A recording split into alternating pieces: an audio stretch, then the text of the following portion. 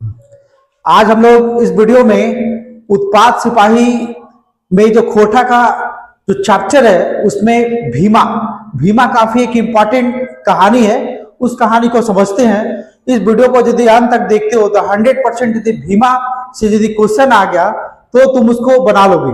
तो चलो अब समय बर्बाद किए बिना अब हम लोग भीमा कहानी को समझते हैं कि भीमा कहानी में क्या कहानी है और इससे क्या क्या इंपॉर्टेंट क्वेश्चन हम लोग को तैयार हो सकता है। सबसे पहले तो ये जानो कि भीमा कहानी जो है ना, इस भीमा कहानी का लेखक का नाम याद रखना।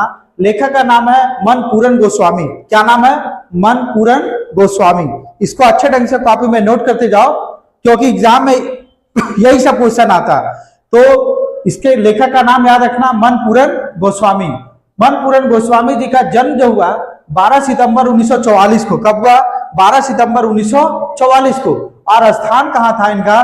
तो याद रखना बोकारो चंदन क्यारी। ठीक है, जगह है चंदन क्यारी। और गांव का नाम याद रखना पुंडरू गांव। ठीक है, गांव का नाम क्या है? पुंडरू गांव। कहां है?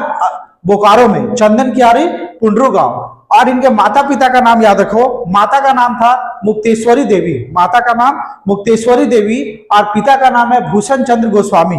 ठीक है, पिता का नाम भी याद रखना भूषण चंद्र गोस्वामी। ठीक है, अब उसका शिक्षा ये कितना तक पढ़ाई किए तो याद रखो आईएससी किए और इसके साथ ही आईटीआई भी किए हुए। क्या किए हुए?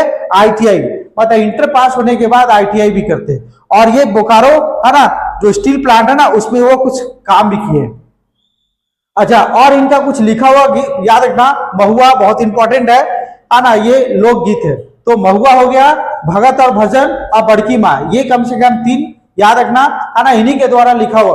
मनपूरन गोस्वामी के द्वारा क्या क्या लिखा हुआ है? महुआ, भगत और भजन और बड़की माँ। ठीक है, इतना याद रहेगा। चलो अब हम लोग अपने कहानी में आते हैं, है ना। ये कहानी जो शुरू होता है, देखो कहानी कहां से स्टार्ट होता है? ये अगहन महीना। ठीक है, अगहन महीना से स्टार्ट होता है।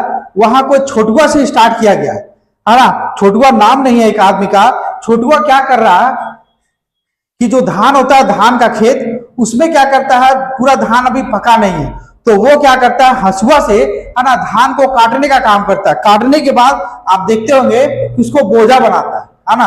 तो छोटुआ क्या किया है ना, अगहन महीने के समय में खेत में क्या है कि धान लगा हुआ था, पूरा पका नहीं है, उसको क्या करता है वो काट काट करके है ना, जो बनाता है ना मोटा मोटा, और उसको ले करके वो खलिहान में ले जा रहा है।